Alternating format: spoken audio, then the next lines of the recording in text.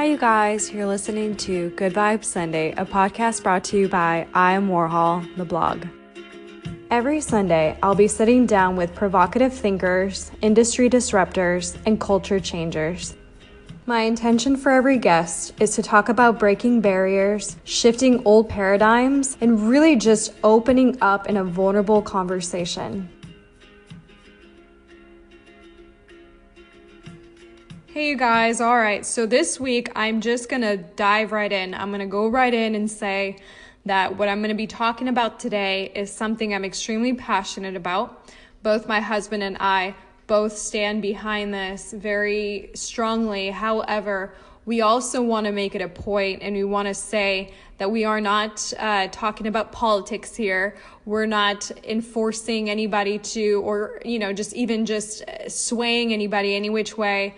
We are simply talking about a topic that is something that is close to our hearts, that we feel strongly about, and that's equality. Whether it's for women equality, women empowerment, that's the actual topic for today. But in any form of equality, we stand behind it.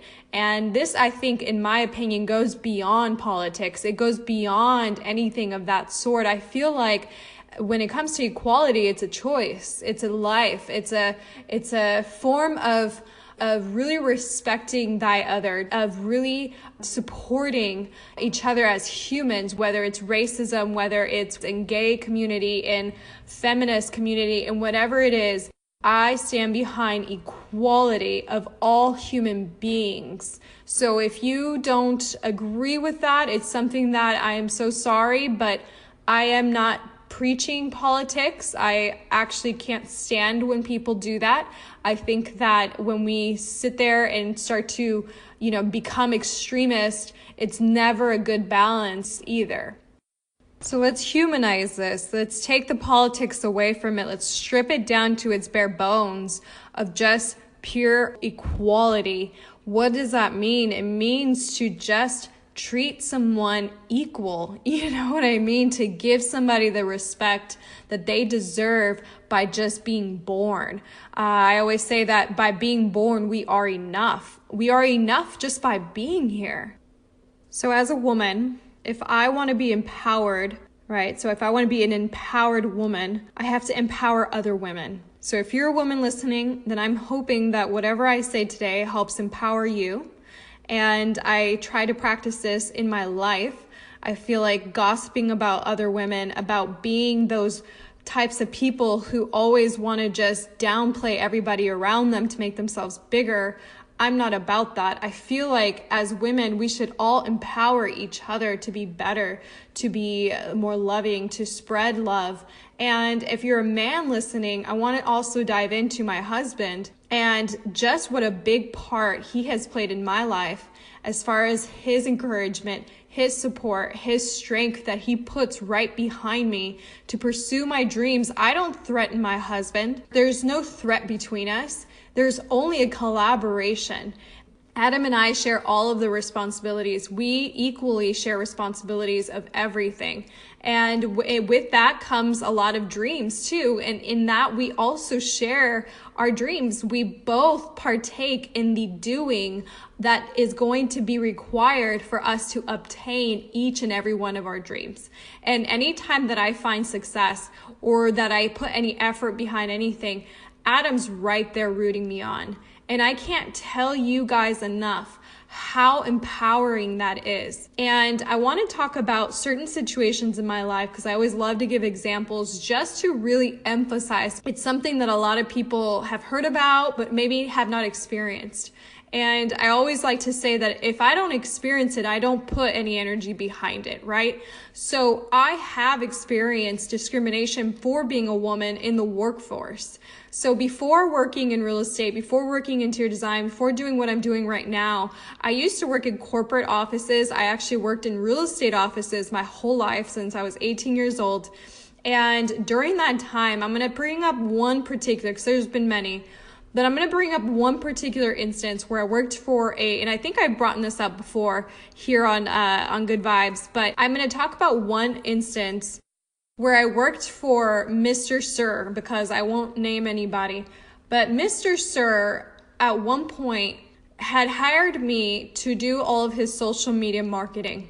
And Mr. Sir had worked as a CEO for a company I think he had worked there for 40 years. And at the point to where I was hired, he was retired. So he was running his own small business between him and another sir. And they wanted to continue to empower other CEOs, right? To consult other CEOs. And I remember when I was being interviewed, he gave me an address to come to. This was my interview. The address he gave me was to his home. So I remember pulling up and I called him and I said, I'm sorry, I may have made a mistake, but this is an address to a home. I just pulled up to a home, and I remember calling even Adam and say, hey babe, this is a house. I don't know how comfortable I feel with this. And Adam said, we'll give him a call. Maybe it was a mistake. So I gave Mr. Sir a call and I said, hey, I just pulled up to a house. I don't know if I have the right address. Can I confirm that address with you? And he said, oh, no, there's no mistake.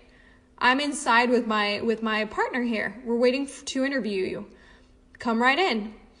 And I remember hanging up and thinking, okay, he asked me to come in. I should just come in, right?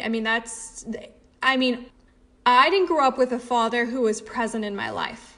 And let me sidetrack for a second. I promise I won't lose you and I'll come right back. I didn't grow up with a father who was present in my life. That strong father figure. So in my life growing up, and this is something that I've learned along the way, and this may be different for many people, and you may say, well, I didn't grow up that way, Austri, so I'm a strong woman and I hold my own. And that's great, but this is my experience. So I didn't grow up with a father who is present in my life. And all my years growing up, I always felt that because I didn't grow up with that father figure, that strong father figure in my life, that because of that I had a weakness, right, for men. So if someone asked me, who was a man, to do something, I didn't grow up with, being a daddy's little girl who told me I can do and achieve anything in my life, and you are beautiful and you are everything. So I had to always earn that from men. I always felt like I always had to cater to men and almost get that approval, that stamp at the end of the day. So instantly when I'm asked to do something at that point by a man, I almost felt like I had to, right? That was my subconscious. And I feel like as a culture, maybe because I grew up without a dad, that's probably one instance or one situation. But I think that as a culture, a lot of us are programmed this way. And you may be sitting there and say, well, I didn't grow up like that, Austria. I wasn't programmed this way. We'll get to that. Okay, so we'll get there. But for me, this was my situation. So I felt that this is not very long ago. So at this point, I'm already feeling that little, intuition, that voice in my head saying, no, something's not right here. Something's off kilter. I got to call him back and say, no, I don't feel comfortable with this. So I called Mr. Sir back and I said, sir, I don't feel comfortable coming into your home. I don't know who's there. I don't know you. I've never met you. I don't feel comfortable. And he laughed. He laughed and said, well, it's me and my partner here. And, my wife's upstairs. Does that make you feel any better? But he said it in such a way that was mocking me, as though it was so crazy to think that a woman would feel uncomfortable with coming into a home that she's never been to and with a man that she's never met to do an interview. So he said his wife was there, and I said, okay, no problem. If your wife would come down and she would greet us at the door, that's fine. I don't mind being there. So I called Adam and I said, what do you think? And he said, well, just keep your phone by you. And if his wife is there and they seem like okay people, you've always had a pretty good intuition. So feel it out and see how you feel. And I said, okay. So I went right up. I walked up to the door. He opened the door and I didn't see his wife. And I said, well, where's your wife? And he said, oh, she's coming right down. And I said, okay, well, do you mind if I stay here until she comes down? And again, I got that little ha ha ha. So by the time I actually got to the door, this was a taller white male, seemed very intelligent, very, well-dressed, etc. And his partner seemed a little bit more wholesome and kind of, just kind of in the corner. And so because I trusted my intuition, I kind of felt like, okay, I think it's safe here. So I proceeded. And I kept looking up to see when his wife would come. So without getting too far, I had pepper spray in my bag, by the way, and I had my finger on it the whole time. So I figured if, anything does happen, I just spray him and something. But so we got into the kitchen, and then he offered me a drink, and I, at this point, felt very uneasy. So I said, you know what, if your wife's not going to come down, I'd really like to leave. And finally, he calls for his wife, and she comes down. So without making this whole story too long, we sat down, we did the interview. During the interview, he told me, he said, I'm very egotistic. I mean, bluntly just said I'm very egotistic. And just so you know, I was a CEO for 40 years, kind of cocking his neck back and forth. CEO for 40 years. And I expect very much from you. And he said, just know that no matter what you do, that no matter what you say, it all has to come by me. And you can say, well, this is maybe just, maybe this is just a personality thing. Maybe this is just, a woman can act this way. Sure. But let me finish. By the time I finished that interview, I got the job. Okay. Already I'm kind of feeling uneasy, but at the time I needed the money. So I got hired. I was hired to do all of his social media stuff. I began to scout through, or not scout, but search through his website. And I began to find errors that were all over his website. And I brought them to his attention. Well, every time I brought an error, I always got a response of, what do you know? What do you know about my company? And he would always be super smuck, right? Okay. The final straw for me, because there was plenty of experiences, just like the website. I would present in person. We would sit down at a Starbucks, because at this point he kept wanting to meet me at his house, but I never felt comfortable meeting at his home anymore. I always felt like he looked at me. If I spoke, he looked directly at my lips and he would bite his, okay? Ew. Ew. I never felt good around this person. I'm already at the point where I knew I was going to be done. And to just sum this up, to tell you that this experience with this particular man has multiplied so many times since I've been 18 years old. I've had similar experiences every single time. Okay. And it's not something that I'm making up, because I've talked to other women and they've had similar experiences too, where my mother actually went through something similar as well. And I will get into that in a second. But by the last time where my final straw was pulled was where he had asked me to up his following for his Facebook. And I had made my own Facebook for their company, where I was in a pinstripe skirt, along to my knees.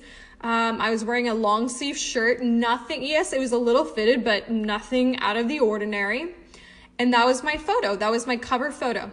And I said, well, I showed him the reports. I said, I've been able to gain you this much following in this past month.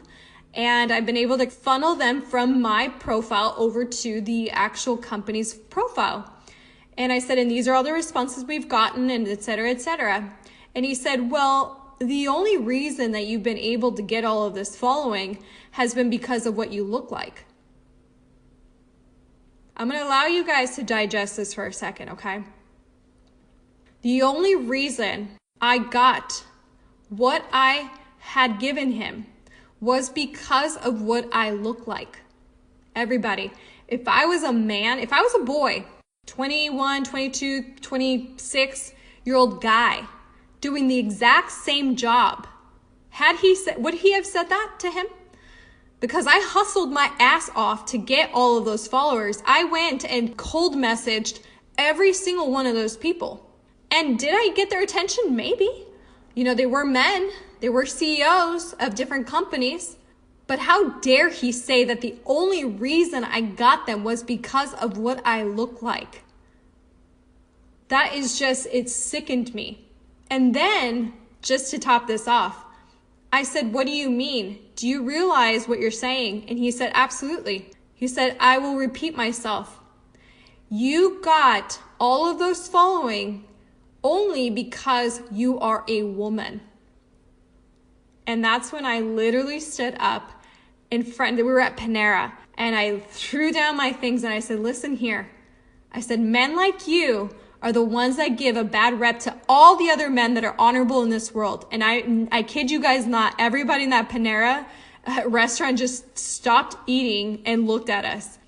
And I said, I want everybody around here to understand and to know what this man has just said. And I repeated what he said. And people, women were just, people, men too, were just appalled. This person literally insulted me, humiliated me, and made me feel little, that I was incapable of obtaining a following just because of what I look like, because I was a woman, because of my sex, my gender, right? Unacceptable. So like I said earlier, that I would come back to the whole idea of maybe you didn't grow up without a dad.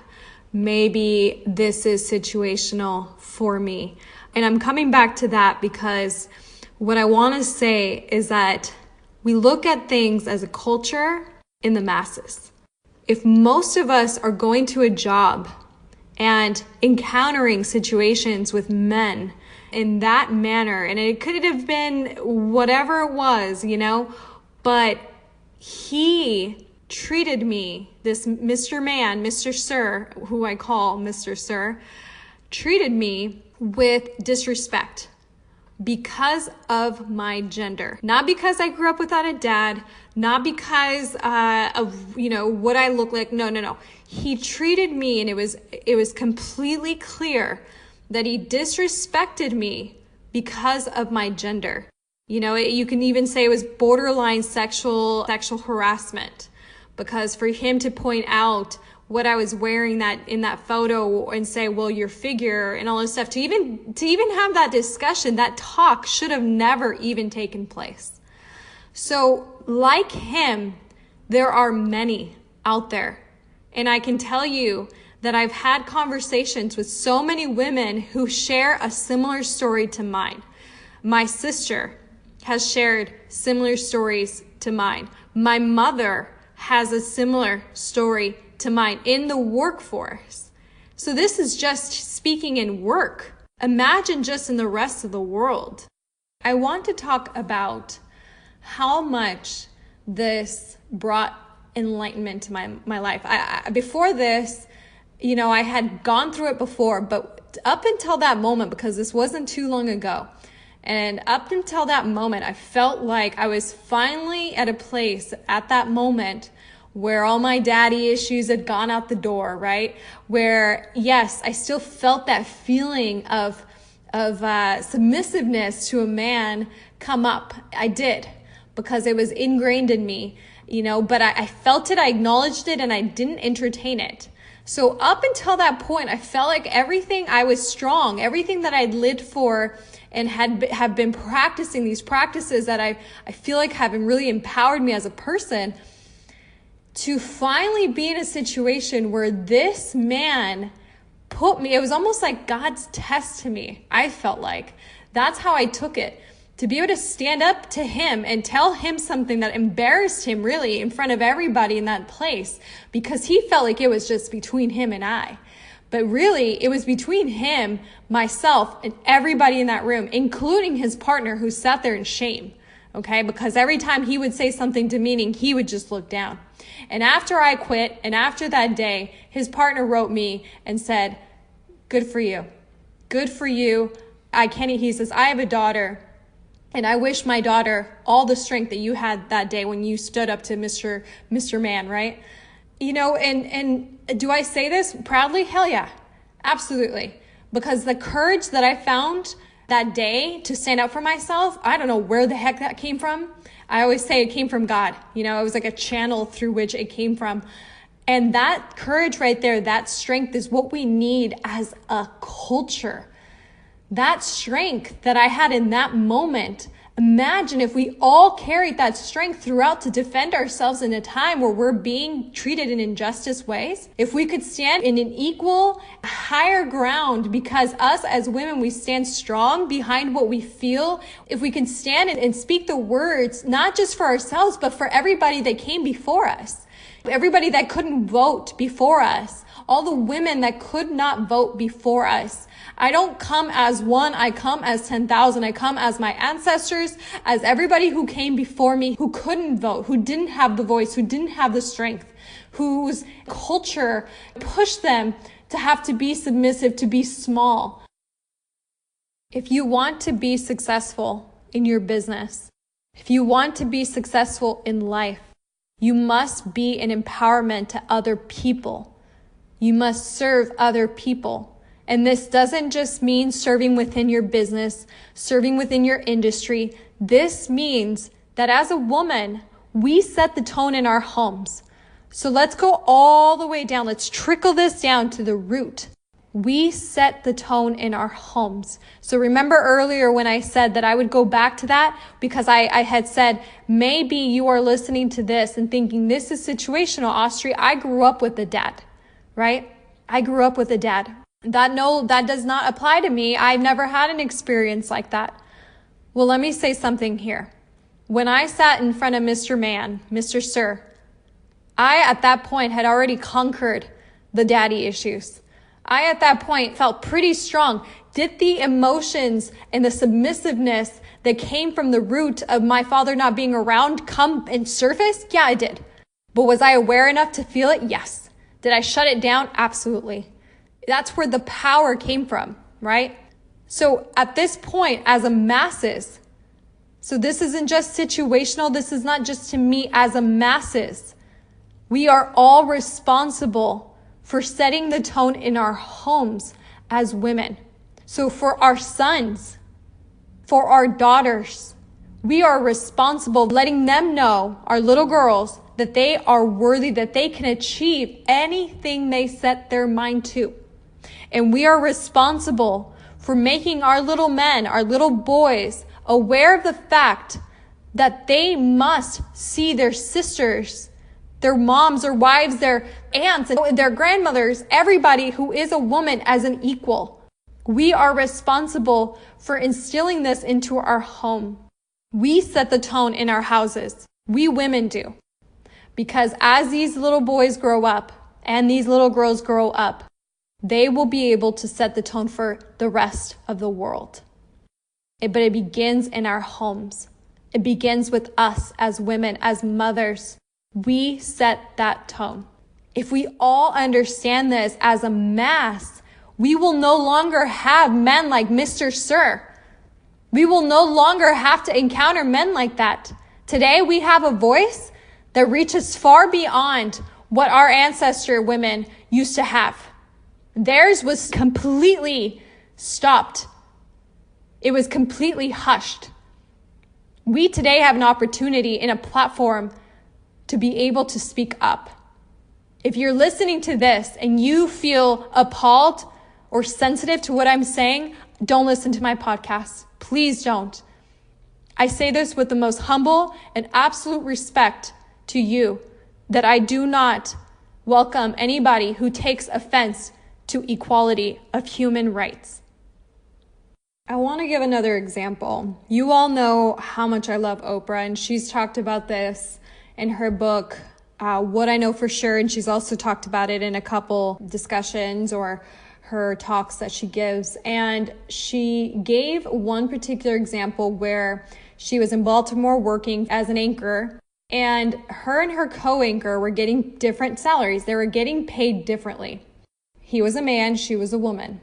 And one day she walked into her boss's office and she said, "Hi, I believe I'm entitled to be paid the same as my co-anchor. We do the same job. We have the same education. We are on the same level. I believe I should," and we have the same time here, right? They've been there for the same amount of time. She said, "I don't understand why he gets paid more and I get paid less."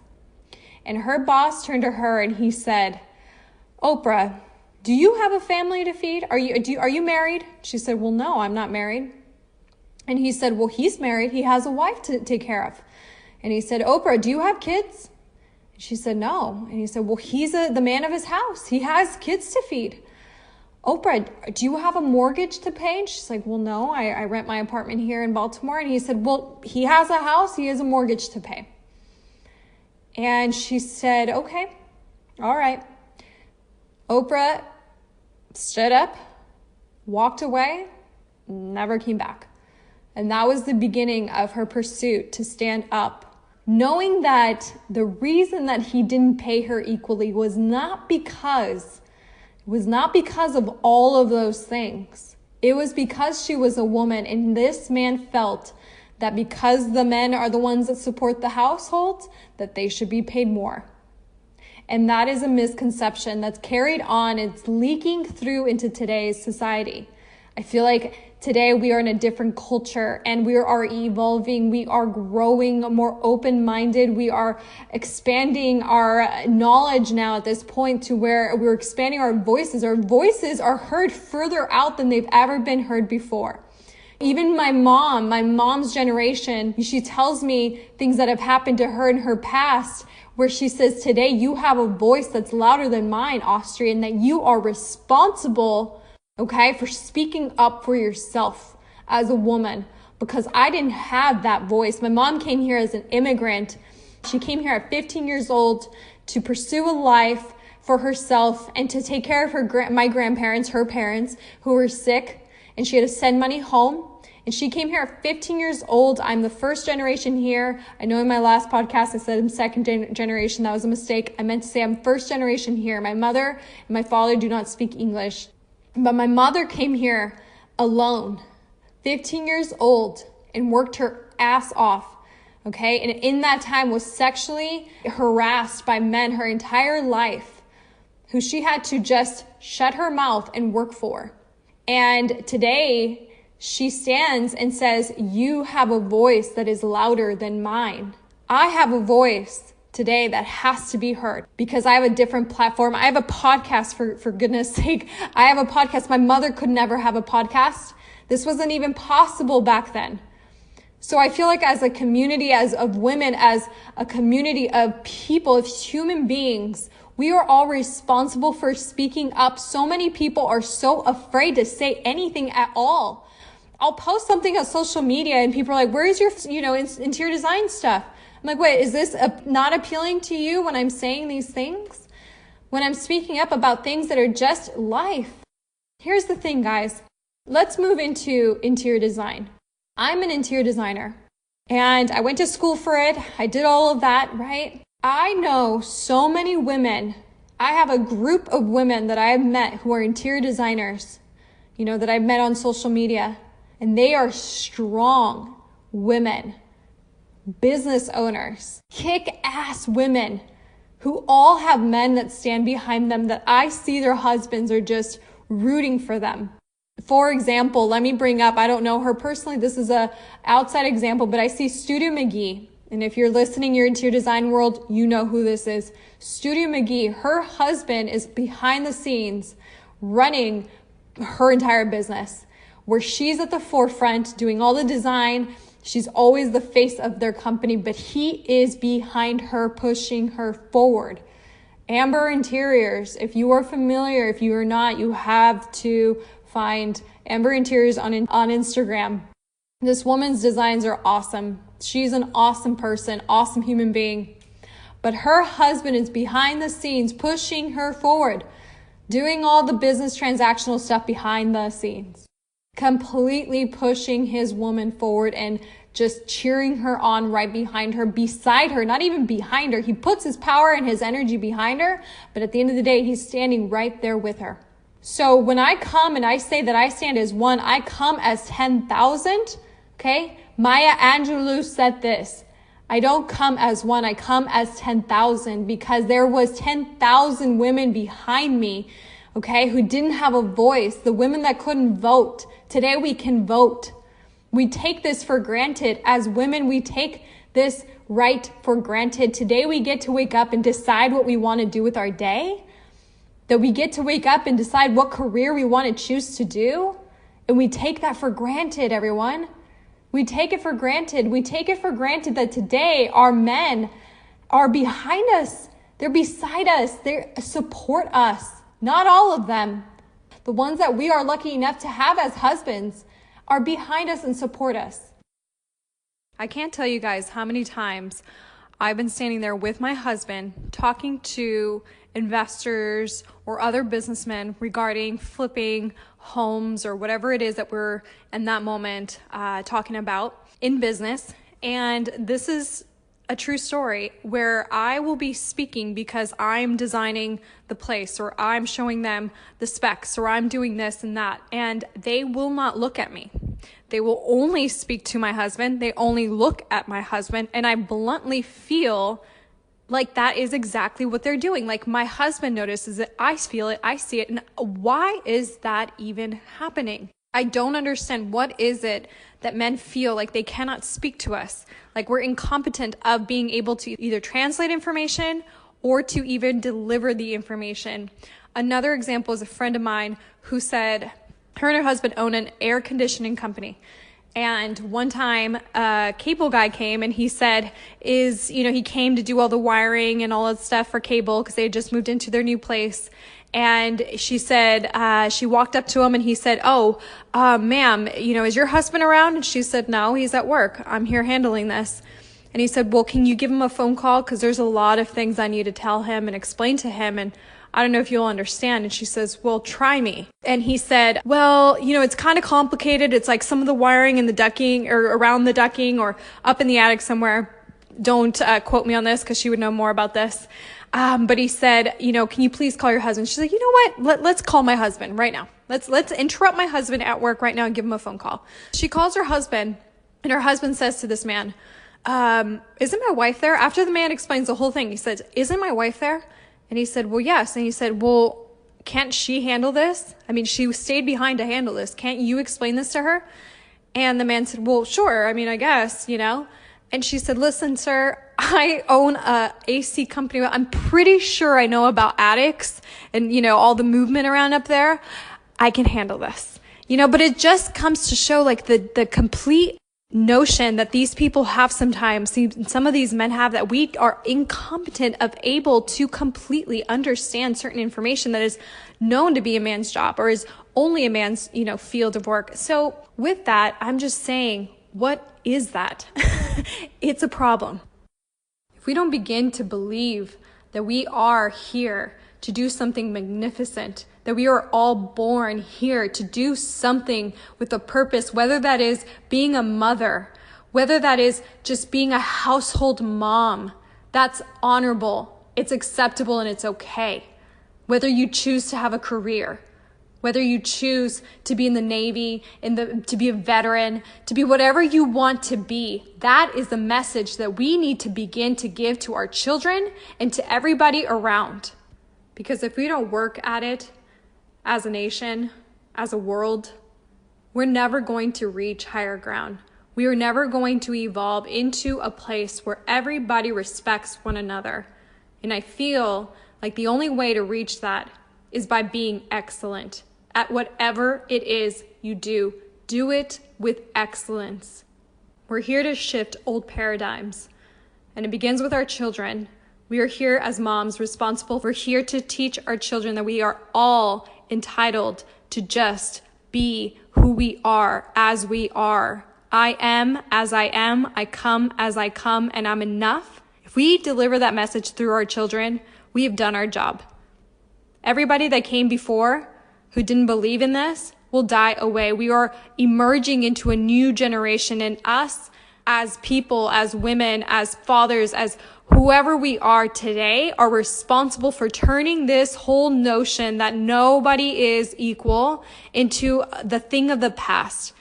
We are responsible for moving forward, turning this whole notion that women and men are not equal, that we shouldn't all be paid the same, that we shouldn't all be treated the same, that we are just a bunch of body parts all together here.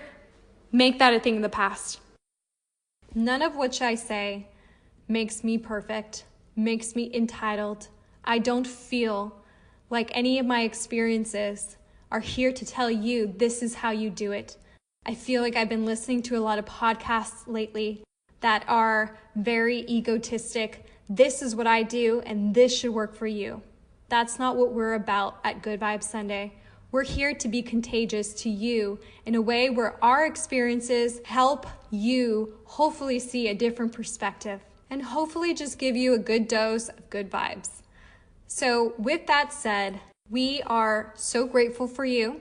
We ask you with open hearts, humbly, if you would give us a review at the end of this podcast. It encourages us to really know that we're doing a good job, and it also encourages new listeners to come on board. We appreciate you, we honor you, and just thank you. Thank you for tuning in, Good Vibers, and be sure to subscribe to Good Vibes Sunday by downloading the podcast app found at the App Store. Catch you all next week. Have a happy Sunday.